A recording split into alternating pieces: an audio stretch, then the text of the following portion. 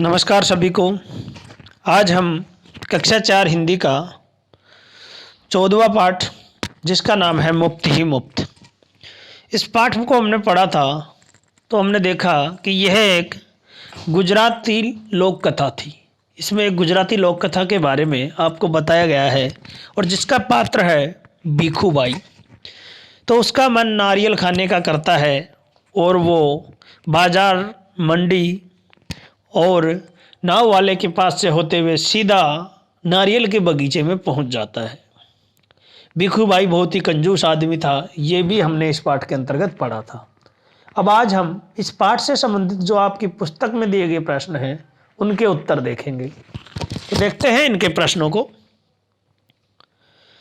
देखिए, पहला प्रश्न है, हर बार भीखूबाई कम दाम क्यों देना चाहते थे? हर बार भीखूबाई कम दाम देना चाहते थे, क्यों? ऐसा क्यों करते थे? तो देखिए आंसर है, हर बार भीखूबाई कम दाम देना चाहते थे क्योंकि वे कंजूस थे। अब देखिए, हमने पाठ को पढ़ते हुए देखा, जहां उनसे 2 रुपये मांगे वहां वो 1 रुपये बता रहे हैं। जहां 1 रुपये मांग रहे थे नारियल वाला, वहां 50 पैसे। जहां 50 पैसे मांगे वहां 25 पैसे। और जहाँ उससे अंत में 25 पैसे मांगे गए वहाँ वो फ्री में लेने की बात करने लग गया। तो यह है कि हर बार भीखूबाई कम दाम देना चाहते थे क्योंकि वो बहुत ही कंजूस थे। अगला प्रश्न है, हर जगह नारियल के दाम में फर्क क्यों था? जो हर जगह जो अंतर दिखाई दे रहा था नारियल के पैसों में, वो इतना अंतर क्यों था, आपको ये बताना है। तो देखिए, हर जगह नारियल के दाम में फर्क था।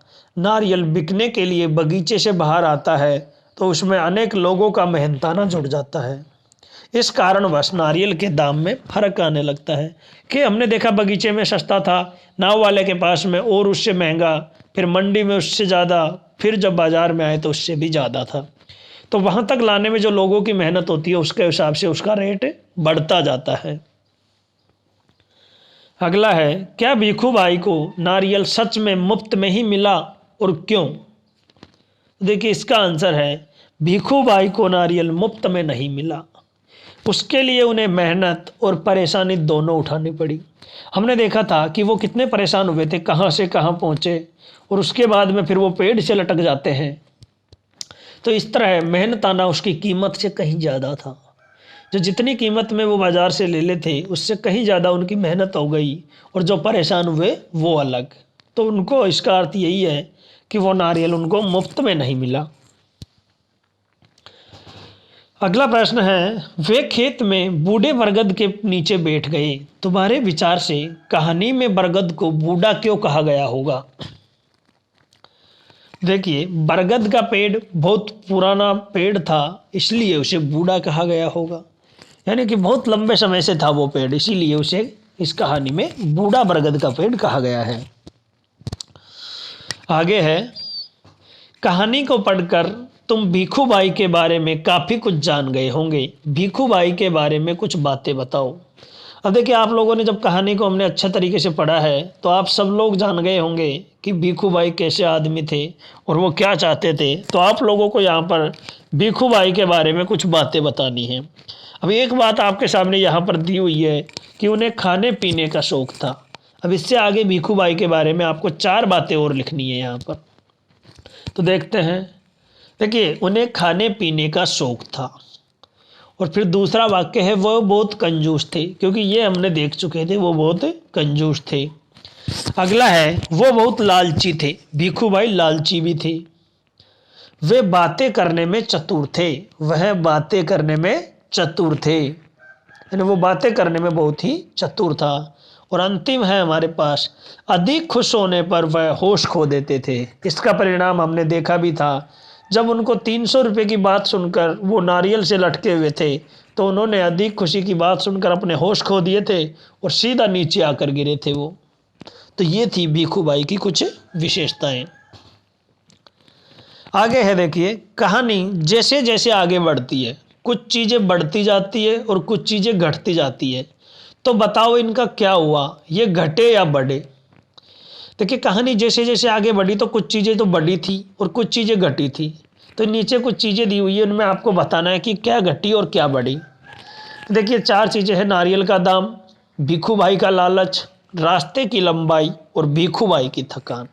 अब क्या बढ़ा क्या घटा हम यहाँ पर देखते हैं इसमें। तो देखिए हमको पता नारियल का दाम घटता चला गया जैसे जैसे कहानी आगे बढ़ी।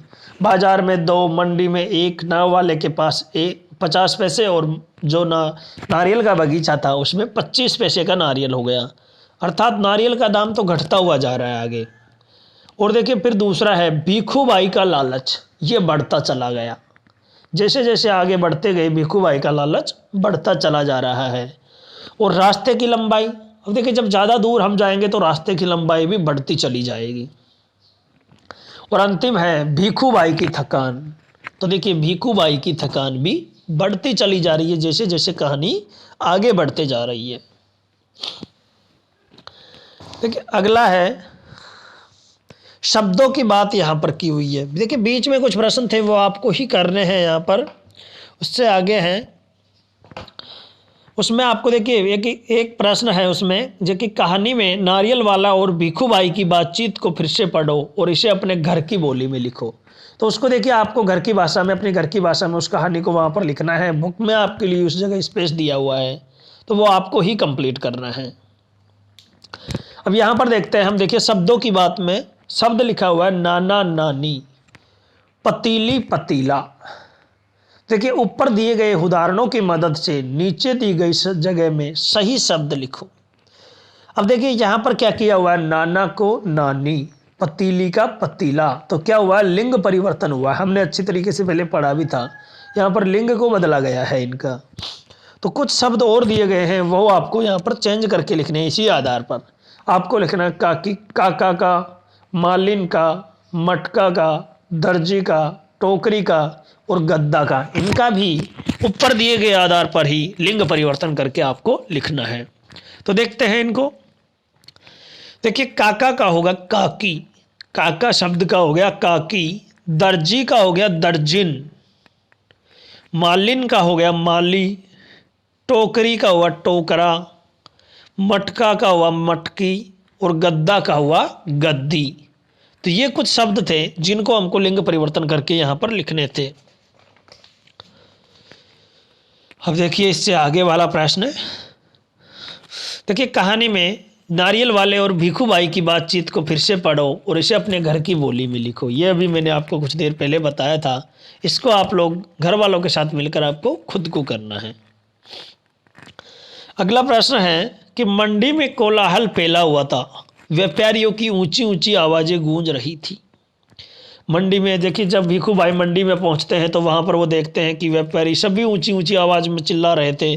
कोई कह रहे थे टमाटर, कोई कह रहे थे आलू, पता नहीं क्या क्या चिल्ला रहे थे। तो आप देखिए इसमें से आपको पहला प्रश्न पूछा गया है कि मंडी में क्या क्या बिक रहा होगा, मंडी में क्या क्या बिक रहा होगा, यह आपको यहाँ पर बताना है।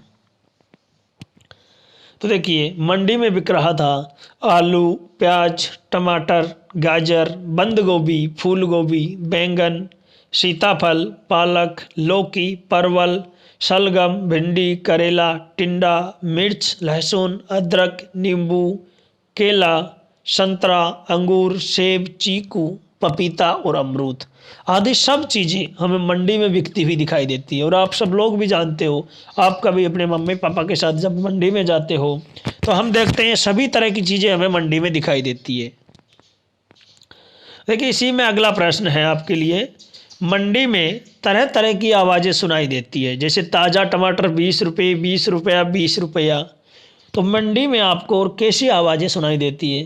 देखिए हमने पाठ में भी पढ़ा था, वहाँ पर लिखा हुआ था बटाटा आलू ले लो, बटाटा आलू, कांदा प्याज, बटाटा आलू, ये सब चीज़ आपको वहाँ पर दी हुई थी। और भी कुछ इसमें देखिए लिख सकते हैं हम, जैसे मीठी गाजर ले लो, आलू 10 का 2.5 ले लो, पाव के पाव, 5 के पाव अदरक, मिर्ची, 1 रुपये की 1 गड्डी पालक और मेथी या सरसों आदि। ऐसे चिल्लाते रहते हैं बेचने वाले। और पाठ में भी आपको दिया हुआ था बटाटा आलू, कांदा प्याज, ऐसे करके वो व्यापारी बेच रहे थे। इससे आगे देखिएगा, क्या तुम अपने आसपास की ऐसी जगह सोच सकते हो जहां बहुत शोर होता है और उस जगह के बारे में लिखो। तो देखिए यहाँ पर आप आपके हिसाब से भी इसमें आंसर दे सकते हैं, जहाँ जैसी कोई जगह हो जहाँ आपके आसपास की जगह में शोर होता हो वो आप यहाँ पर बता सकते हैं। देखिए यहाँ पर है, मेरे घर के पास हर मंगलवार को बाजार लगता है, वहाँ बहुत शोर होता है। सड़क के दोनों किनारों पर दुकानें लगी होती है। दुकान वाले जोर जोर से बोल बोल कर ग्राहकों को बुलाते हैं। यह बाजार हर शाम को भी लगता है। लोगों की भीड़ और दुकानदारों की आवाज़ें सब कुछ मिलाकर बहुत शोर होता है। तो देखिए यहाँ पर मंगल मार्केट के बारे में बताया गया है। आप कुछ अलग बात भी यहाँ पर बता सकते हो, जो भी आपके घर के आसपास में ऐसा शोर होता हो उसके बारे में आप यहाँ पर लिख सकते हो। अगला प्रश्न है, देखिए अब देखिए हमने पढ़ा था ये गुजराती लोक कथा थी, जो मुफ्त ही मुफ्त हमारा पाठ था वो गुजराती लोक कथा पर आधारित था। तो देखिए अब इसमें हमारे सामने दिए गए हैं गुजरात की कुछ झलक देखने को हमें यहाँ पर मिलेगी। देखिए जब गुजराती पाठ हमने कुछ शब्द उसमें पढ़े थे, ओ सांभलो छो यानी कि हमें संभालो, ये से कुछ शब्द हमने उसमें पढ़े थे गुजराती वाले। तो देखिए प्रश्न है कि मुफ्त ही मुफ्त गुजरात की लोक कथा है। इस लोक कथा के चित्रों में ऐसी कौन सी बातें हैं जिनसे तुम्हें यह अंदाज़ा लगा सकते हो। अब तुम क्या अंदाज़ा लगा सकते हो इस लोक कथा के जो चित्र दिए गए थे उनको देखकर। अब देखिए इस चित्र कथा में भीखू भाई का पहनावा हमने देखा था। हमने भीखू भाई की पिक्चर आपको इस बुक में दी हुई थी। भीखू भाई का पहनावा था, पेड़ पौधों के बारे में जाना, ऊंट घोड़े वाले के बारे में जाना, और जो माली के वस्त्र थे वो भी हमें वहाँ पर दिखाई दे रहे थे, और जो गुजराती लोगों के द्वारा बोली जाने वाली भाषा और नाव के दृश्य इत्यादि से पता चलता है कि ये गुजरात की लोक कथा है। देखिए जो पिक्चर हमने देखे उनके आधार पर हमें क्या पता चलता है कि जो भाषा बोली गई है उसमें ओ सांभलो छो, और जो माली के वस्त्र है, भीखू भाई ने जो पहनावा पहन रखा था, पेड़ पौधे ऊंट घोड़े वाले जो भी थे, उनके आधार पर हमें पता चलता है कि ये कहाँ की लोक कथा थी, गुजरात की लोक कथा थी। अगला प्रश्न है, गुजरात में किसी का आदर करने के लिए नाम के साथ में बाई, बहन, बाई या बहन का मतलब है बहन जैसे शब्दों का प्रयोग होता है।